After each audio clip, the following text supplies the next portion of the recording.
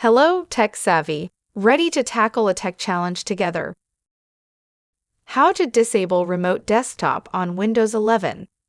Are you concerned about unauthorized access to your computer? Maybe you don't need the remote desktop feature and want to disable it for added security.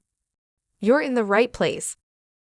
Remote desktop is a convenient tool in Windows 11, but if it's not being used, disabling it can help reduce security risks.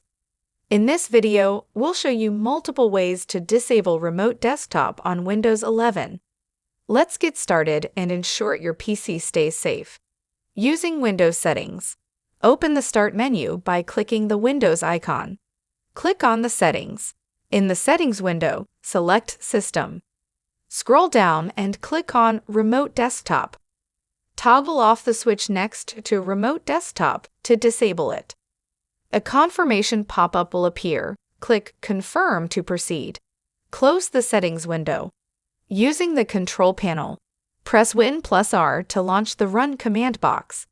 Type Control and press Enter. In the Control panel, click on System and Security. Navigate to the System section and click on Allow Remote Access. Select the Don't Allow Remote Desktop Connections to this computer radio button.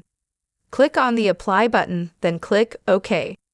Using Windows Firewall, press Win+R to launch the Run command box.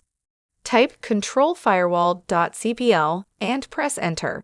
On the Windows Defender Firewall page, click Allow an app or feature through Windows Defender Firewall. Click on the Change Settings button. Scroll down and uncheck Remote Desktop and Remote Desktop WebSocket. Click OK to save changes. That's it.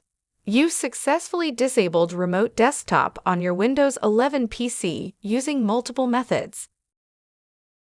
Please like this video and subscribe to our channel for more helpful tech tips on Windows. Thanks for watching.